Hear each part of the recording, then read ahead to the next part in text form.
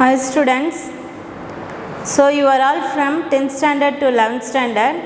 So in 10th standard you studied the science as a single subject, but in 11th you are studying the science as separate subjects. So here today I am going to take zoology.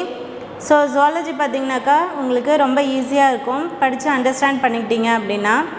So last கிளாஸில் பார்த்தீங்க அப்படின்னாக்கா நம்ம diversity of living animals பார்த்தோம் இல்லையா. So அதில் plants and animals எப்படி classify பண்ணியிருக்காங்க, so எந்தெந்த சயின்டிஸ்ட் எப்படி எதை பேஸ் பண்ணி கிளாஸிஃபை பண்ணியிருக்காங்கன்னு பார்த்தோம். ஸோ டுடே அதோட கண்டினியூவேஷனான ஹிஸ்ட்ரி ஆஃப் கிளாஸிஃபிகேஷன் நம்ம பார்க்க போகிறோம். So let we see. Early classification of organisms were based on only two criteria. So ஸ்டார்டிங்கில் பார்த்தீங்கன்னாக்கா கிளாஸிஃபிகேஷன் எதை பேஸ் பண்ணி கிளாஸிஃபை பண்ணியிருக்காங்கன்னா based on two criteria. So ரெண்டு விஷயத்தை மட்டுமே பேஸ் பண்ணி கிளாஸிஃபை பண்ணியிருக்காங்க. ஒன்று வந்து பார்த்திங்கனாக்கா beneficial, so next one is the harmful animals. So ஒன்று வந்து பார்த்திங்கன்னா பெனிஃபிஷியல், நம்மளுக்கு எப்படி அந்த அனிமல்ஸ் அண்ட் பிளான்ட்ஸஸ் வந்து யூஸ் ஆகுது அதை பேஸ் பண்ணி கிளாஸிஃபை பண்ணியிருக்காங்க.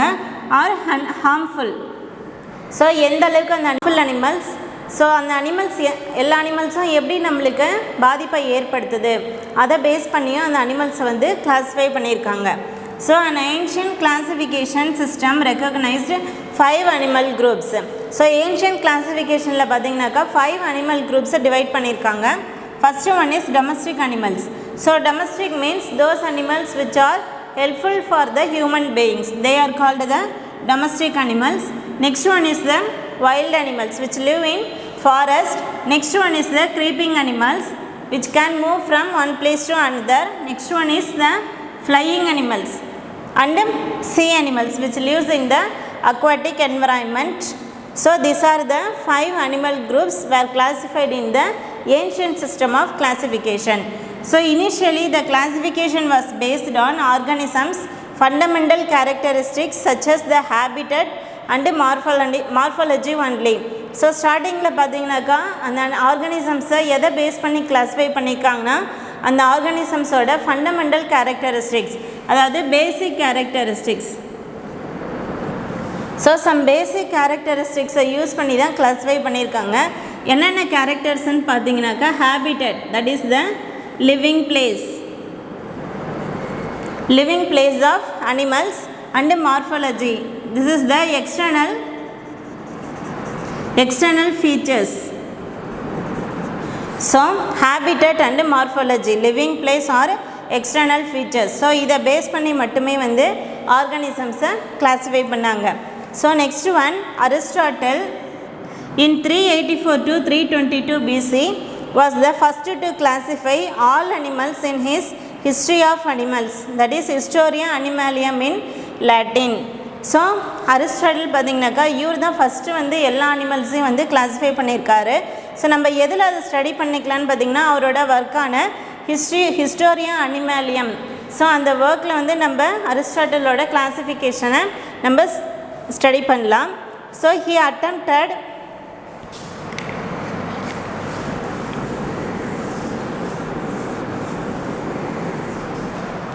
attempted a basic classification of all living organisms into plants and animals.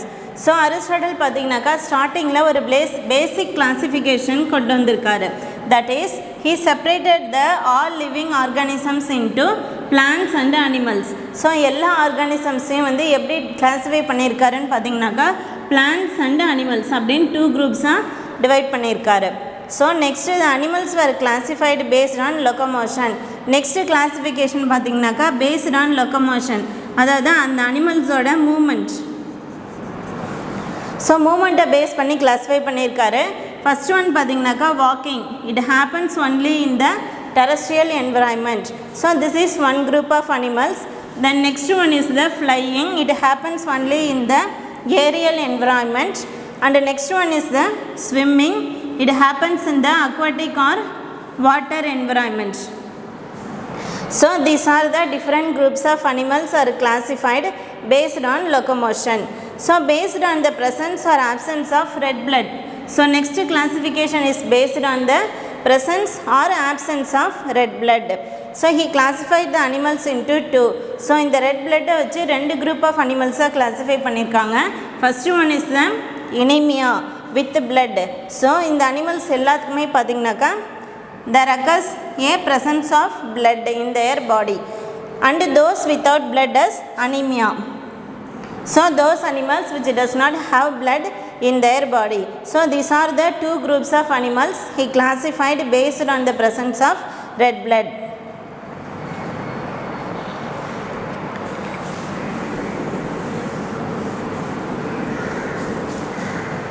And next, Aristotle's classification system had limitations and many organisms were not fitting into his classification.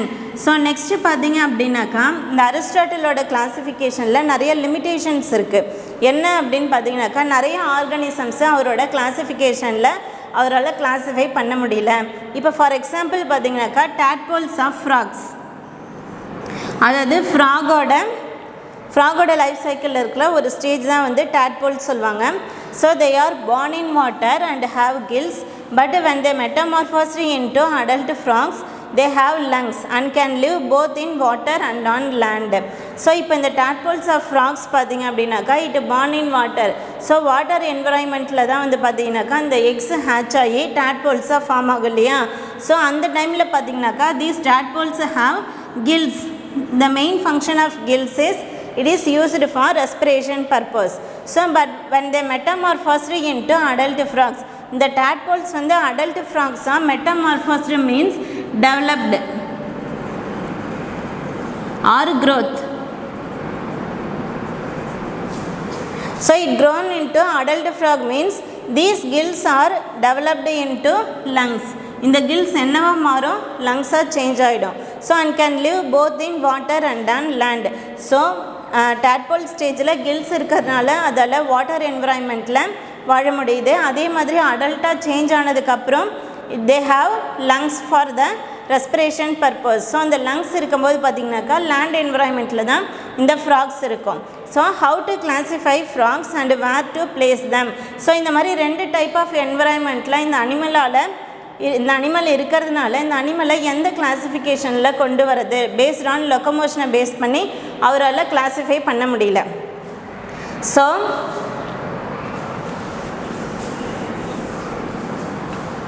So Aristotle classified organisms based on locomotion. Hence birds, bats and flying insects were grouped together just by observing one single characteristic feature, the flying ability. So அதே மாதிரி பார்த்திங்கன்னா another example லொக்கமோஷனை base பண்ணி அவர் birds, bats and flying insects அப்படின்னு ஒரு group of அனிமல்ஸை classify பண்ணியிருக்காரு. எப்படின்னு பார்த்திங்கன்னா ஒரு சிங்கிள் கேரக்டரிஸ்டிக்ஸ், அதாவது இந்த அனிமல்ஸ் எல்லாத்துக்குமே வந்து ஃப்ளையிங் எபிலிட்டி இருக்கிற அந்த ஒரு கேரக்டரிஸ்டிக்கை பேஸ் பண்ணி மட்டுமே வந்து கிளாஸிஃபை பண்ணியிருக்காரு. So on the contrary to the above set, so on the contrary the another example, ostrich, emu and penguin are all birds but cannot fly. So அந்த அனிமல்ஸ் எல்லாமே வந்து பார்த்திங்கன்னா ஃப்ளையிங் எபிலிட்டியை மட்டுமே பேஸ் பண்ணி கிளாஸிஃபை பண்ணியிருக்காங்க இல்லையா. இப்போ பார்த்திங்கனாக்கா ஆஸ்ட்ரிச், ஈமோ அண்டு பென்குயின் இது மூணுமே வந்து இந்த 3 குரூப்ஸும் வந்து பார்த்திங்கனாக்கா are all birds but they cannot fly. So இந்த அனிமல்ஸ் வந்து அவரால் அந்த ஃப்ளையிங் எபிலிட்டியை பேஸ் பண்ணி லொக்கமோஷன் அப்படின்னு குரூப் பண்ண அந்த அனிமல் குரூப்ஸில் அவரால் கிளாஸிஃபை பண்ண முடியல. So Aristotle would not have classified them as birds. இந்த அனிமல்ஸை வந்து பேர்ட்ஸ் அப்படின்ற கேட்டகரியில் அவரால் கிளாஸிஃபை பண்ண முடியல. he cannot have the ability to classify them as birds. So in spite of these limitations, Aristotle's classification system was followed for more than 2000 years up to 1700. So இந்த Aristotle classification பார்த்திங்கனாக்கா இவ்வளோ limitations இருந்தாலும் இந்த கிளாஸிஃபிகேஷனில் ஒரு 2000 years up to 1700 வரைக்குமே வந்து follow பண்ணிட்டு வந்தாங்க. நெக்ஸ்ட்டு பார்த்திங்கன்னா after Aristotle his student Theophrastus. So அரிஸ்டாட்டலோட student called Theophrastus in 372 to 287 BC continued his research on the classification of plants and he was known as the father of botany. So next பார்த்திங்கனாக்கா அரிஸ்டாட்டிலோட student கால் தியோஃப்ராஸ்டர் அவர் வந்து அரிஸ்டாட்டிலோட ரிசர்ச்சை வந்து continue பண்ணார். எதுலன்னு பார்த்தீங்கன்னாக்கா classification of plants. So பிளான்ஸில் இவரோட research இருந்தது. So that he was called the father of botany. So there was a huge gap till the 16th century. During 16th centuryயில் பார்த்தீங்கன்னாக்கா ஒரு பெரிய கேப் இருந்தது. ஸோ அந்த டைமில் எந்த டைப் ஆஃப் கிளாசிஃபிகேஷனும் வந்து எந்த சயின்டிஸ்ட்டும் பண்ணலை. So next then the English naturalist John Ray in 1627 to 1705 wrote several important works through his life. So next பார்த்தீங்க அப்படின்னாக்கா ஜான் ரே இவர் வந்து நிறையா கிளாசிஃபிகேஷன் சம்மந்தமான ஒர்க்ஸை வந்து அவரோட லைஃப்பில் பண்ணியிருக்காரு. So his most important contribution was the establishment of species as the ultimate unit of taxonomy. So இவரோட இம்பார்ட்டண்ட் ஒர்க் என்ன அப்படின்னு பார்த்திங்கன்னா இந்த டாக்ஸானமியில், அதாவது கிளாசிஃபிகேஷன் ஆஃப் பிளான்ட்ஸ் அண்ட் அனிமல்ஸில் ஒரு இம்பார்ட்டண்ட்டு ஒரு குரூப்பை கொண்டு வந்தார். That is the establishment of species, அதாவது ஸ்பீஷீஸ் அப்படிங்கிற ஒரு குரூப்பை வந்து கொண்டு வந்தார். ஸோ இந்த ஸ்பீஷீஸ் பார்த்திங்க அப்படின்னாக்கா அந்த கிளாசிஃபிகேஷன்லேயே வந்து it is the last unit of classification. So in 1682 he published the Methodus Plantorum Nova, which contained about 18,000 plant species, a result of a relatively narrow species concept. So John Ray கொண்டு வந்தார் இல்லையா species அப்படிங்கிற ஒரு concept. So in 1682 பார்த்தீங்கன்னாக்கா he published a Methodus Plantorum Nova அப்படிங்கிற ஒரு book publish பண்ணியிருக்காரு. அதில் வந்து பார்த்திங்கனாக்கா 18,000 பிளான்ட் ஸ்பீஷீஸை பற்றியான ஐடென்டிஃபிகேஷன், அதோட கிளாசிஃபிகேஷன் வந்து கிளாஸிஃபை பண்ணியிருக்காரு. So his complicated classification was based on many combined characters. So இதுக்கு முன்னாடி வந்து பார்த்திங்கனாக்கா ஒரு சிங்கிள் கேரக்டர்ஸை மட்டுமே பேஸ் பண்ணி அனிமல்ஸை கிளாஸிஃபை பண்ணியிருந்தாங்க. பட் ஆனால் இங்கே பார்த்திங்கனாக்கா ஒரு அனிமல் எடுத்துக்கிட்டு அதோட நிறைய கேரக்டர்ஸை யூஸ் பண்ணி அதை வந்து வேறு அனிமல் கூட டிஃப்ரெண்ட் கேரக்டர்ஸில் கம்பேர் பண்ணி அந்த கம்பைன்டு கேரக்டர்ஸை யூஸ் பண்ணி கிளாஸிஃபை பண்ணாங்க as opposed to the earlier taxonomist. So இதுக்கு முன்னாடி கிளாஸிஃபை பண்ண டாக்ஸானமிஸ்ட்லேருந்து இந்த டைப் ஆஃப் கிளாஸிஃபிகேஷன் வந்து ஒரு டிஃப்ரெண்ட்டாக இருந்தது. So John Ray also aimed at publishing a complete system of nature which included works on mammals, reptiles, birds, fishes and insects.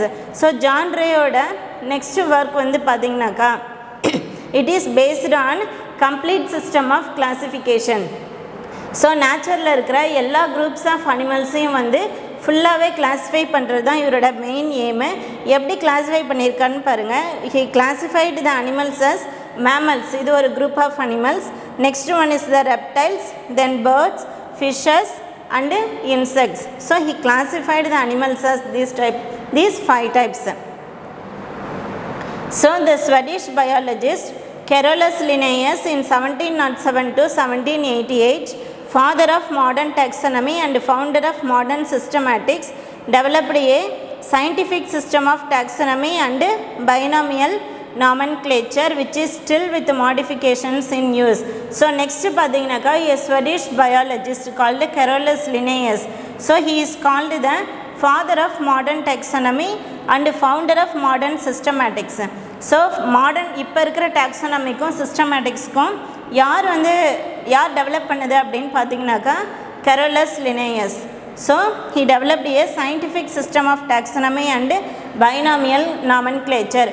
ஒரு scientific system of டாக்ஸானமியை வெறும் சில கேரக்டர்ஸை மட்டுமே பேஸ் பண்ணி ஒரு அப்சர்வபிள் கேரக்டர்ஸை பேஸ் பண்ணி கிளாஸிஃபிகேஷன் கொண்டு வந்தது இல்லாமல் பேஸ்டு ஆன் த சயின்டிஃபிக் ஸ்டடீஸை பேஸ் பண்ணி இவர் கிளாஸிஃபை பண்ணியிருக்காரு. அது மட்டும் இல்லாமல் பைனாமியல் நாமன்க்ளேச்சர், அதாவது ஒரு சிங்கிள் அனிமலுக்கு 2 நேம்ஸ் கொடுக்குற அந்த கிளாஸிஃபிகேஷன் சிஸ்டமை கொண்டு வந்தது யாருன்னு பார்த்தீங்கன்னா கரோலஸ் லினேயஸ். ஸோ இப்போ வரைக்குமே நம்ம யூஸ் பண்ணுறது வந்து லினேயஸோட கிளாஸிஃபிகேஷன் சிஸ்டம் தான். So Aristotle to Linnaeus employed easily observable single to few traits for classification of organisms. So அரிஸ்டாட்டில்லேருந்து இப்போ இருக்கிற லினேயஸ் வரைக்கும் பார்த்தீங்க அப்படின்னாக்கா நம்ம ஆர்கானிசம்ஸை கிளாஸிஃபை பண்ணுறதை நம்ம எப்படி ஸ்டடி பண்ணுவோம் அப்படின்னு பார்த்திங்கன்னா ஒரு ஃபியூ கேரக்டர்ஸ் ஈஸியாக அப்சர்வ் பண்ணுற ஒரு 5 கேரக்டர்ஸை வச்சு ஐடென்டிஃபிகேஷன் நம்மளால் பண்ண முடியும். So with increased knowledge of the several biological domains many characters were considered for classifying organisms. So ஒரு அனிமலோட நிறைய கேரக்டர்ஸை எடுத்து நிறைய டொமைன்ஸ் வந்து டிஃப்ரென்ஷியேட் பண்ணாங்க. ஸோ அதை பேஸ் பண்ணி அந்த நிறைய டொமைன்ஸ் வர அந்த கிளாசிஃபிகேஷன் ஆஃப் ஆர்கானிசம்ஸும் வந்து எலாபரேட் ஆச்சு. So this represented the phase of classical taxonomy which was based on overall similarities or affinities derived from morphology, anatomy and embryology. So இதை பேஸ் பண்ணி என்ன வளர்ந்தது அப்படின்னு பார்த்தீங்கன்னா which leads to the development of the classical taxonomy. இந்த classical taxonomy வந்து overall எதை base பண்ணி இருந்ததுன்னா based on the similarities or affinities. So ஒரு அனிமலுக்கும் இன்னொரு அனிமலுக்கும் உள்ள சிமிலாரிட்டிஸ் அது எதை பேஸ் பண்ணி இருந்ததுன்னா மார்ஃபாலஜி, அந்த ஆர்கானிசம்ஸோட external characteristics, anatomy that is the internal characters of the animals, and embryology development of the animals.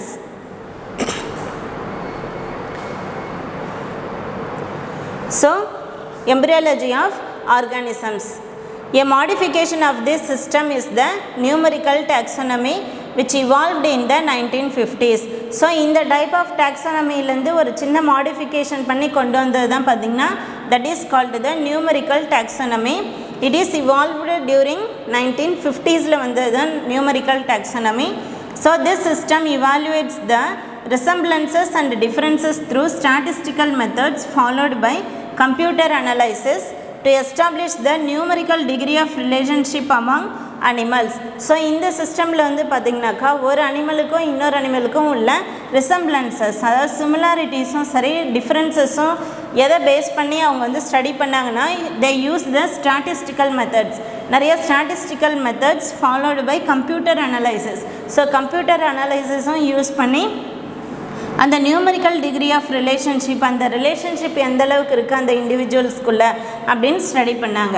So later on biologist initiated studies on the evolutionary and genetic relationships among organisms which led to the emerge of phylogenetic classification or cladistics.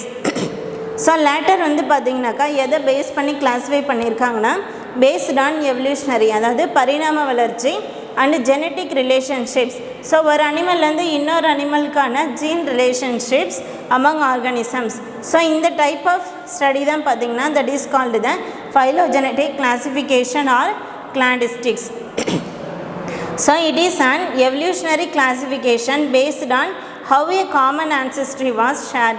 So இந்த type of classification எதை base பண்ணியிருந்ததுன்னு பார்த்திங்கன்னா based on evolutionary classification, அதாவது ஒரு அனிமலோட பரிணாம வளர்ச்சியை base பண்ணி எப்படி அதோட காமன் ஆன்செஸ்ட்ரியை ஷேர் பண்ணியிருக்காங்க அந்த எல்லா குரூப் ஆஃப் அனிமல்ஸும் அதை பேஸ் பண்ணி தான் இந்த டைப் ஆஃப் கிளாசிஃபிகேஷன் இருக்கும். So cladistic classification summarizes the genetic differences between all species in the phylogenetic tree. So ஒரு ஃபைலோஜெனட்டிக் ட்ரீயில் இருக்கிற எல்லா ஸ்பீஷீஸ்க்கும் பார்த்தீங்க அப்படின்னாக்கா அந்த ஜெனட்டிக் டிஃப்ரென்சஸ் இருக்கும். ஸோ அதை பேஸ் பண்ணி வந்தது தான் கிளாடிஸ்டிக் கிளாசிஃபிகேஷன்.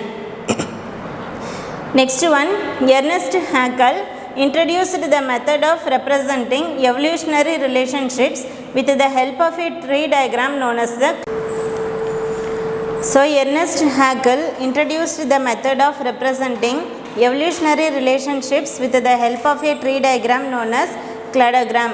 So next பார்த்தீங்கன்னாக்கா எர்னஸ்ட் ஹேக்கல் இவர் வந்து ஒரு method of he introduced the method of representing evolutionary relationships. So அந்த அனிமல்ஸ்க்கான எவல்யூஷனரி ரிலேஷன்ஷிப்ஸை எப்படி அவர் ரெப்ரசன்ட் பண்ணாருனாக்கா through the help of a tree diagram that is known as the cladogram.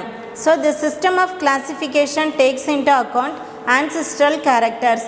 So இந்த சிஸ்டம் ஆஃப் கிளாசிஃபிகேஷன் எதை பேஸ் பண்ணியிருக்கு அப்படின்னு பார்த்திங்கன்னா ancestral characters. So that is the types of body design which would be in the entire group. So அந்த entire குரூப்லேயுமே பார்த்தீங்கன்னாக்கா அந்த பாடி design வந்து சேமாக தான் இருக்கும்.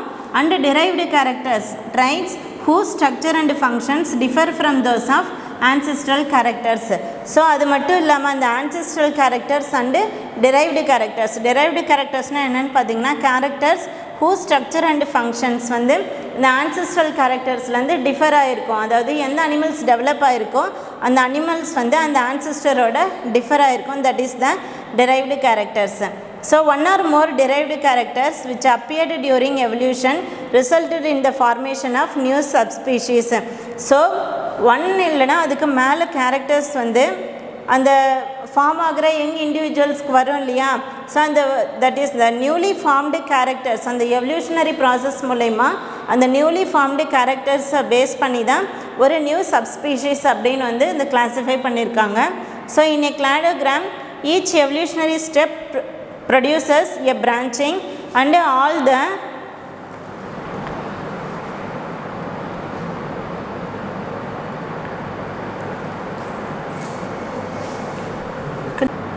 so this is the example for a cladogram or a phylogenetic tree.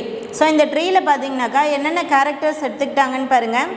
vertebrae, bony skeleton, 4 limbs, amniotic egg and hair. These are the characters taken for the classification of animals. So இப்போ vertebrae அப்படின்னு பார்த்தீங்கன்னா all the animals having a vertebral column. So இந்த எல்லா அனிமல்ஸுமே வந்து பார்த்தீங்கன்னாக்கா all these class of animals have vertebral column or backbone. So first difference என்ன அப்படின்னு பார்த்தீங்கன்னா that is the presence of a bony skeleton. So bony skeleton is nothing but ஒரு bone like structure மட்டும் ஒரு skeletal structure மட்டுமே அந்த அனிமல்ஸ்க்கு இருக்கும். So அதை பேஸ் பண்ணி எந்த அனிமல்ஸை கிளாஸிஃபை பண்ணியிருக்காங்கன்னு பாருங்கள். ஷார்க்ஸ், ரே ஃபின்டு ஃபிஷஸ் இந்த ரெண்டு குரூப்புமே வந்து பார்த்திங்கன்னா it comes under having a bony skeleton. So next one is the based on 4 limbs, that is the 4 limbs that is having the 4 legs. So இதை பேஸ் பண்ணி amphibians and crocodiles, birds, rodents and rabbits and primates. So இந்த எல்லா அனிமல்ஸுமே வந்து பார்த்திங்கன்னா they have a limbs. So இதுலேயும் எதை base பண்ணி classify பண்ணியிருக்காங்கன்னு பாருங்கள். eggs with shells. So those animals having a eggs which have shells, that is the eggs are made up of calcium. So இதை பேஸ் பண்ணியும் இந்த அனிமல்ஸை வந்து கிளாஸிஃபை பண்ணியிருக்காங்க. எந்தெந்த அனிமல்ஸ்ன்னு பாருங்கள். amphibians, crocodiles and birds இந்த 3 குரூப்ஸுமே வந்து eggs with shells வரும். நெக்ஸ்ட் வந்து amniotic egg, that is those eggs having a amnion surrounding their egg yolk. So இதை பேஸ் பண்ணி வந்து பார்த்திங்கனாக்கா rodents and rabbits and primates இந்த ரெண்டு குரூப்புமே வரும். நெக்ஸ்ட்டு பார்த்திங்கன்னா hair, presence of hair in their body. So இதுவும் வந்து இந்த 3 groups birds, rodents and rabbits, primates. So இந்த மாதிரி ஒவ்வொரு கேரக்டர்ஸும் ஒவ்வொரு லெவலில் பார்த்திங்கனாக்கா டிஃபர் ஆகிட்டே வரும். That is the derived characters which differs from the ancestral character called the vertebrate group of animals. So this is the example for a phylogenetic tree or cladogram.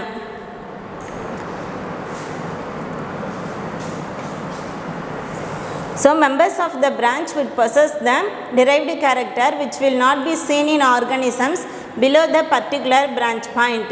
So இந்த கிளாஸிஃபிகேஷனில் பார்த்திங்கனாக்கா இந்த எல்லா அனிமல்ஸுமே வந்து எதை பேஸ் பண்ணி இருக்கோம் அப்படின்னாக்கா அந்த ஆன்சிஸ்ட்ரல் கேரக்டர்லேருந்து derived characters எப்படி டெவலப் ஆகிருக்கு அதை பேஸ் பண்ணி தான் கிளாஸிஃபிகேஷன் பண்ணியிருக்காங்க. So arranging organisms on the basis of their similar or derived characters which differ from the ancestral characters produced a phylogenetic tree or cladogram. So இந்த type of differences base பண்ணி develop ஆகிற அந்த classification அந்த ட்ரீக்கு பேர் தான் வந்து phylogenetic tree or cladogram. Depending on the system of classification, organisms were classified into 2 or 3 kingdoms. So இந்த கிளாஸிஃபிகேஷனை base பண்ணி ஆர்கனிசம்ஸை ஒரு 2 இல்லைனா அப்படி 3 கிங்டம்ஸாக வந்து கிளாஸிஃபை பண்ணியிருக்காங்க ஸ்டார்டிங்கில். நெக்ஸ்ட்டு பார்த்தீங்கன்னாக்கா later into 4, 5, 6 and now into 7 kingdoms. So next classification பார்த்திங்கன்னா 4 குரூப்ஸாக கிளாஸிஃபை பண்ணியிருந்தாங்க. நெக்ஸ்ட்டு வந்து 5 குரூப்ஸ், நெக்ஸ்ட்டு 6. இப்போ பார்த்தீங்கன்னாக்கா there are 7 kingdom type of classification இருக்குது. So R.H. Whittaker in 1969 proposed the 5 kingdom classification. The kingdoms defined by him were Monera, Protista, Fungi, Plantae and Animalia based on the cell structure, mode of nutrition, mode of reproduction and phylogenetic relationships. So next பார்த்தீங்கன்னா R.H. Whittaker இவர் தான் வந்து 5 kingdom type of classification கொண்டு வந்தார். என்னென்ன kingdoms பாருங்கள். Monera, these are the animals having a single celled structure. Then Protista, preformed animals. Fungi, plant all the plant groups and animalia all the animal groups. So he classified this 5 kingdom classification. So எதை base பண்ணி classify பண்ணியிருக்காருன்னு பார்த்தீங்கன்னா cell structure. So ஒவ்வொரு group of அனிமல்லையும் cell structure வந்து differ ஆகும். So அதை base பண்ணி கிளாஸிஃபை பண்ணியிருக்காரு. நெக்ஸ்ட்டு மோட் ஆஃப் நியூட்ரிஷன், என்ன டைப் ஆஃப் நியூட்ரிஷன் அந்த அனிமல்ஸ் வந்து எடுத்துக்குது அதை பேஸ் பண்ணி he classified. Then mode of reproduction, அந்த ரீப்ரொடக்ஷன் என்ன type of reproduction, whether it is asexual or sexual, whether it is external or internal type of reproduction. And phylogenetic relationships.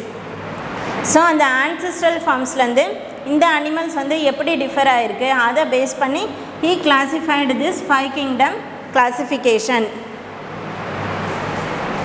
So table 1 gives a comparative account of different characteristics of the 5 kingdoms.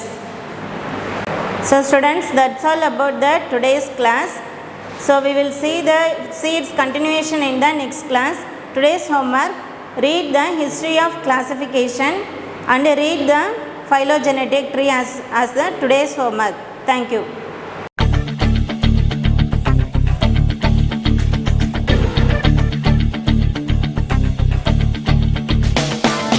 ஒரே லட்சியம் எங்கள் கண்ணிலே நிறைவேறிடும் அந்த நாளிலே உலகம் போற்றிடும் எங்கள் பள்ளியே SRT. கல்வி பண்புகளை கண்ணின போற்று கலைகள் யாவையும் கைவசமாக்கு பள்ளியின் பெயரை கேட்டால் சொல்லு SRT.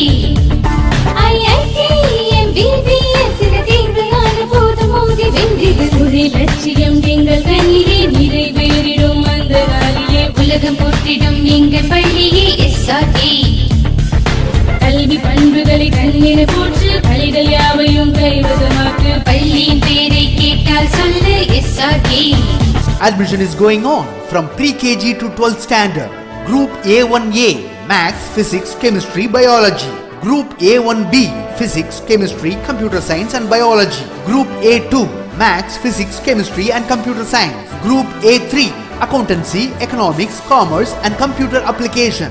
SRK Higher Secondary School, 45/7, Dilliyanur Main Road, Karikalambakkam, Puducherry 7.